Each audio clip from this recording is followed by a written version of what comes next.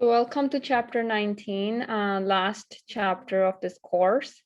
This chapter could be divided into three parts, actually. It could go over population interactions, species interactions, and then community ecology, and then the ecosystem. But they decided to put everything into one chapter. That's the reason this chapter is a little bit longer compared to the last chapter. So in the last chapter, we covered populations. We talked about how populations change over time, how different species interact with each other. And we're going to focus on that a little bit more in this chapter, how in the species interactions. We talked about biotic and abiotic factors. In the last chapter, do you guys know what that is? Maybe Truce, do you know what that is? Biotic and abiotic? Biotic is living. Biotic is living. And then you take the letter A and you put it in front of biotic, abiotic, that's non-living. So biotic factor would be something like a predator, mate, any living organism. Abiotic would be like weather, nutrients in the soil, space. So those are abiotic factors. These were covered in last chapter as well, the definitions, but I'm going to go over these one more time. So you have single individual, that's an organism. This is acacia tree. And then when these organisms live in the same space, there's a group of organisms living in the same space, we call them population. So this was covered in last chapter. Today we're going to go over community and then ecosystems. For community, we define and includes all the populations that represents multiple species, not just one species, in the same region. This is important. They're in the same space, but they're multiple species, groups of multiple species. So that's community.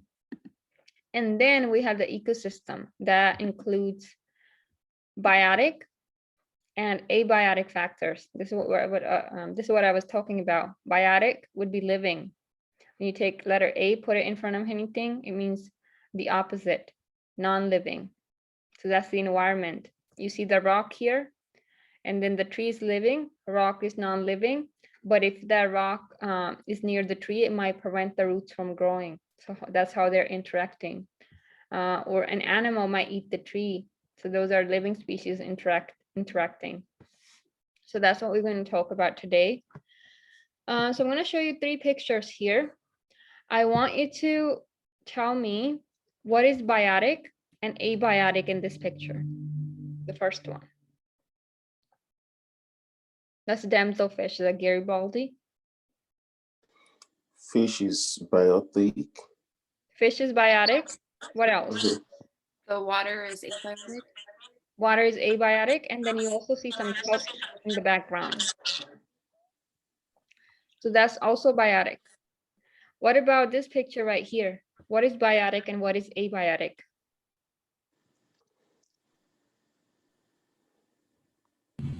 Cactus is biotic. So the cactus is biotic.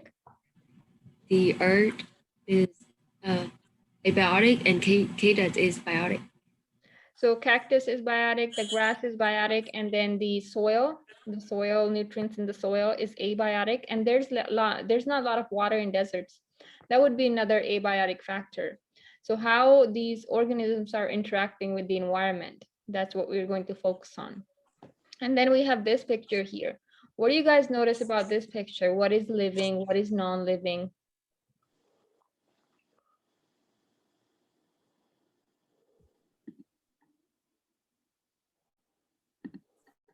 So who wants to tell me?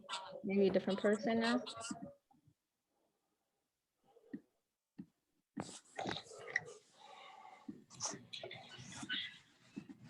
Fungus is living. Tree is living. The oxygen in the air is non-living.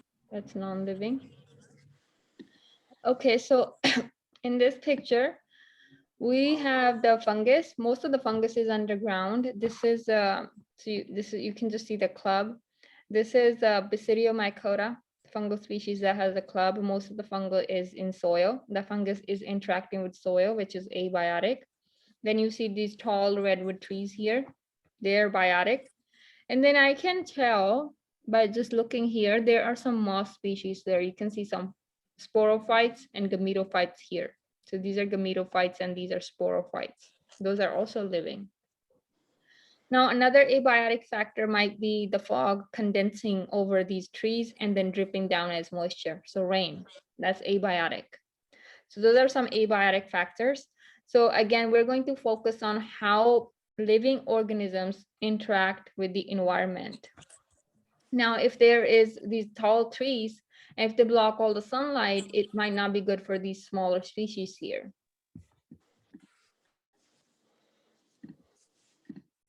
And if they take up all the nutrients, then these species might not do good. So it might be better for them to grow in a place where they're not large trees, maybe where they can get sunlight. So those are abiotic factors. So when you look at one species, so maybe this species here or the kelp species here or these plants, they have a job to do. Basically, these plants do photosynthesis. There might be species that are herbivores, they eat plants, might be species that are carnivores. We call that their niche. I want you to kind of think of niche as the job of the organism, what they're doing.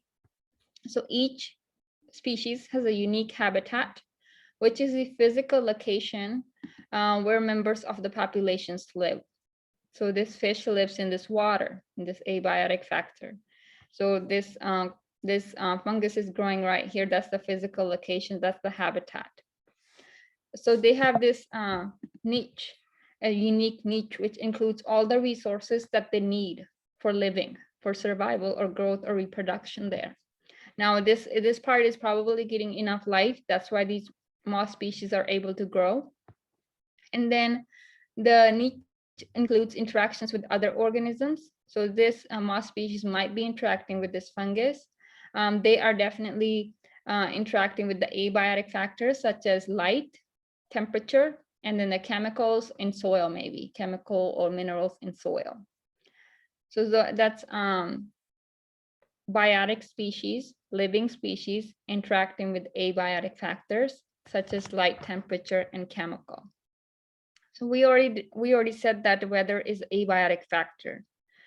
So next thing in this chapter, we're going to talk about some of the abiotic factors. One of them is weather. So news people, they make the model to figure out the temperature, they figure out the rain, maybe if it's going to rain next day. So they make these models to figure out the weather, which is abiotic factor. So there are a few things that we need to know to determine. There are a few things that determine the weather on planet Earth. So that's what we're going to cover next. So that's what we're going to go over. So variations in light, temperature, and moisture across Earth create a variety of climates. And that's what the news people try to figure out. They try to tell you the weather next day, maybe you can dress accordingly. So we're going to look at those few things that determine the weather. One thing is where the planet Earth is in the solar system. Here's the sun. Planet Earth is going around the sun. And the reason why it's summer here in the southern hemisphere and winter here in the northern hemisphere, because this part of the Earth is facing the sun. That's where it's summer, and here it's winter. Now, when we are celebrating Christmas, when we have winter here, in Australia, people celebrate Christmas at the beach because that part of the Earth is facing the sun. And it kind of changes as it goes around. Here in northern hemisphere is summer, and in the southern has winter. So Australia is having a heat wave when we have winter. That's because that's how the planet Earth is facing the sun. Now, another thing I want you to notice where it's most extreme is right here at the North Pole. It's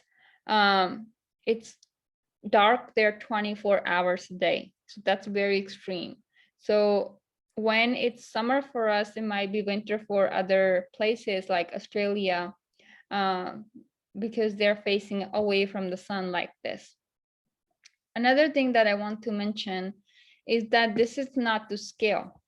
So when it's winter for the northern hemisphere, so this part here, when it's winter for the northern hemisphere and summer for the southern, the Earth is closer to the sun compared to when it's summer in the northern hemisphere and winter in the southern hemisphere. The Earth is further away from the sun. So it's not exactly at the same spot. There is a little difference. So this is not to scale. Now I want to know if everybody understands what I just explained. You guys understand that where the planet Earth is in the solar system is going to determine the weather. Do you guys understand that? Yes, ma'am. Yes, okay.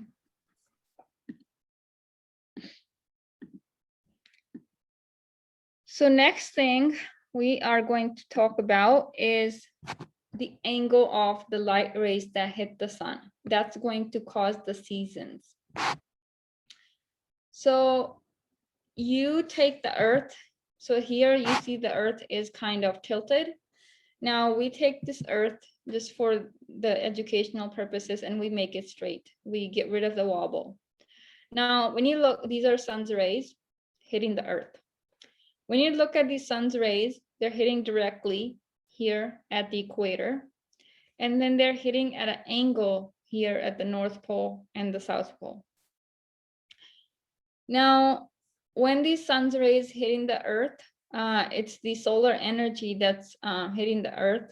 And because it's hitting directly at the equator, it's going to be hot here. It's a direct hit. It's a straight hit at the equator. So it's going to be hot at the equator compared to the North Pole and the South Pole. Because the sun here is hitting at an angle. Here it's hitting directly. So sun's rays hit more solar energy at the equator compared to North Pole and South Pole. Now, another thing that I want you to notice, the same amount of energy is being hit here directly, and the same amount of energy is being hit here at an angle. So the same amount of energy is going to spread across a larger surface area here at the North Pole and the South Pole. And if you spread the same amount of energy over a larger surface area, it's going to be colder. So that's why it's colder here at the poles compared to the equator. So this is the reason we have snow at the northern and south pole, or northern and south hemisphere, because of the angle of the light. The energy from the sun is spreading at a larger surface area at the poles here. So that's why it's hottest at the equator, because it gets maximum sunlight and it gets direct sunlight. And when they say that sun is hotter at the equator compared to the poles, that is true. So that is true. So if you plan to travel maybe near the equator, it is going to be hotter there. The sun's rays are hitting more directly there. So I highly recommend that you wear sunscreen because it's going to be hotter there compared to the poles. So that's the second thing I mentioned. One was where the planet Earth is in the solar system. Second is how the sun's rays are hitting the planet Earth. So next, what we have, this is what it looks like if you look at water on Earth. This is a thermal image, satellite photo thermal image of the temperature of the ocean. This blue is cold, and then red is showing warm. Now this is the equator. We just talked about sun's rays hitting directly at the equator compared to the poles. So it's warmest at the equator, and the water is also warmest at the equator because the sunlight is hitting more directly there. Compared to the poles, it's blue. That means it's colder there. So there's more solar radiation here compared to here, and then it's going to be coldest at the poles here. Because again, the sunlight is spreading over a larger surface area. So that's also true for the water. So that's three things. Now, next thing we're going to look at is how this heat is going to move from in the water and also in air. So that's what we're going to talk about. So just to review, one thing I said where the planet Earth is in the solar system. Second, the angle of sunlight hitting the Earth. That's going to determine where the heat's going to be. And now we are going to look at the movement of the heat. So it's going to move in two places, in air, and that's being shown by these red arrows. And then other places in water. So we also look at that. When the Earth rotates, the water mixes. that's going to mix the hot water with the cold water. So we'll take a look at that as well. So this is showing air circulation patterns, and that's going to explain, when we look at this model, it's going to explain why we find deserts in some places, why we have moist areas, why we have rainforest in some areas. So water in the hot region mixes and moves towards the cold water and vice versa. So depending on how the water is moving, it's going to give you weathers. So first thing that happens is, we already said that at the equator, you have a lot of sunlight. So because it's really hot at the equator, the air there is going to get really hot. So the air is really hot here because there's a lot more sunlight there. Do you guys know that the hot air rises? Do you guys know that? So hot air rises. So next time, maybe when you have heat wave in San Jose, maybe it's really hot for 2 days, I want you to watch the weather for next day, because it's gonna be really windy. You're gonna get a windstorm. So heat waves, they make the air really hot, and then the air rises. And then it's going to rise, it's gonna move up and then sideways. And then maybe if you have heat wave Sunday and Saturday, then on Monday, it's going to manifest as wind. So hot air rises. So equator heats up the air because there's a lot more sunlight there. The air goes up in the atmosphere. It goes up in the sky. And then we have lots of ocean, and hot air holds moisture, so it has water. And then once it rises, it gets cold. And when it goes up, it gets cold. If you are in an airplane, the temperature outside is really cold. It's maybe -15, -30, I don't know. It's really cold. So when the hot air rises, it gets cold, and cold air cannot hold moisture. Therefore, it's going to rain. So it loses the moisture and it rains down. That's where you're going to find the rainforest. So here you have the rainforest. These red arrows are showing the rain coming down, and that gives you the rainforest in this area at the equator. So another example of that would be in winter, your skin gets really dry because the air is cold, and cold air cannot hold moisture. During summertime, your skin is not dry because hot air can hold moisture and it's more humid. So it has lots of moisture and it's more humid. So the air is going to rain down. And now that cold air, it doesn't have any more moisture. And because it doesn't have any more moisture here, it's not going to rain anymore. Therefore, that's where you're going to find the desert. Deserts are found 30 degrees north and 30 degrees south. So this air cannot go on forever. So when it rises and loses the moisture, it has to make a decision where it wants to go. So it starts to go sideways like this and loses moisture. And the cold air doesn't have any moisture, so it doesn't rain here. And then another thing is cold air in some places. So cold things are more dense. So cold, dry air in some places drops.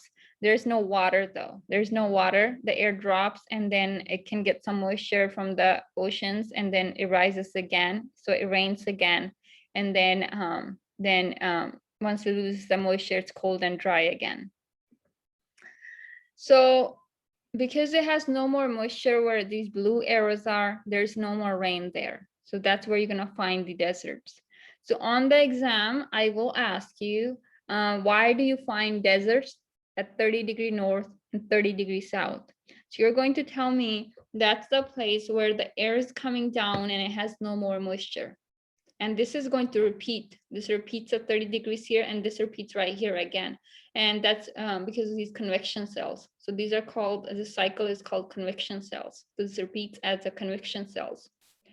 So that's what's going to give us different ecosystems on planet Earth. And eventually, the coldest air is going to end up here at the North Pole and the South Pole. So I don't know if you guys know, North Pole and South Pole, they are dry. They are considered deserts. It hasn't rained or snowed there in over 100 years. There is snow there, but it's pretty dry. So it hasn't rained there, it hasn't snowed there in over 100 years. So North Pole and South Pole, they're considered deserts. Professor, someone asked a question now. Yeah, I am looking at it right now, George. Thank you. Yeah, I was gonna ask same thing. So the reason the deserts are found at 30° north and 30° south is because those are the places where the air is coming down and it has no more moisture. It has already lost the moisture. It has already rained once it got cold, and the cold air doesn't have any more moisture. So that's the reason where the deserts are found. So that was the air. Second part where you have mixing of temperatures is in ocean. So this is just repeating what I just went over. Water evaporating near the equator rises and forming clouds, it's going to release rain. Once the air is cold, it doesn't have any more water, dry air moves away from the equator, starts to move away from the equator on both sides. And then you will see around 30° latitude, it's you're gonna find deserts because there is no more rain there. The cold air doesn't have any more moisture. So at about 60 degrees, same thing happens. That air comes down, now it has moisture, and then it's going to rain again. So once the air absorbs enough moisture from the land to rise, it's gonna cause precipitation, which is rain. And then the cold air, dry air descends at the poles. That's where it's the coldest. Okay, so before we move on, there's a question. Which of the following is an example of ecological community?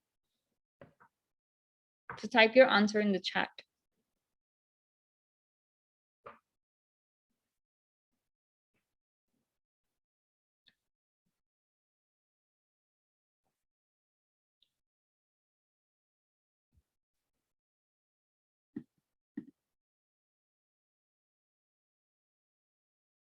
So most of you guys wrote A. That is correct. It's many bacteria, fungi, and other microbes living in human intestine. That would make a community because you have different species living in the same space. Okay, so second place where you have mixing of temperature is in the ocean. And that has to do with the spinning of planet Earth. So at the equator, you have hot water and it's mixing with the cold water, which is at the poles. So northern hemisphere, here the water is spinning clockwise. And then here at the southern hemisphere, it's spinning counterclockwise. I'm hoping you guys can still read the analog clocks because now everything is digital. Sometimes students don't know what clockwise and counterclockwise means. So hot water, there's hot water at the equator, and that's mixing with the cold water at the poles, and it's mixing clockwise here, and it's mixing counterclockwise here. So in the Pacific Ocean, it's taking the cold water from Alaska and it's mixing with the hot water in coast of California here. Now, you will notice in California, we don't have coral reefs, and that has to do with the water temperature because the water is really cold. We only have kelp forest in California. But if you notice the east coast of Florida, and as we move up the equator, the water is hotter, and that's where you're going to find the coral reefs. So you will have coral reefs there, no kelp forest. So the water temperature, as that changes, is going to change the type of species you find in that water. So it's hotter in Florida, so you're going to see some coral reefs, and the water is going to be really clear too. In California, we don't have coral reefs because water is cold. It's cold water that's coming down here. Also, same thing. If you go down to South America, East Coast, hot water, there's hot water, and then West Coast is going to have cold water. So temperature of water is going to determine what type of organisms grow there.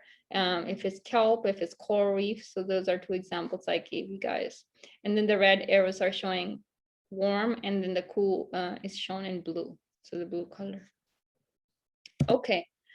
So warm and cool oceans currents influence coastal climates. Not just that, also the organisms that are living in those places or in water. So there's a question on deserts form at 30 degrees north and south of the equator.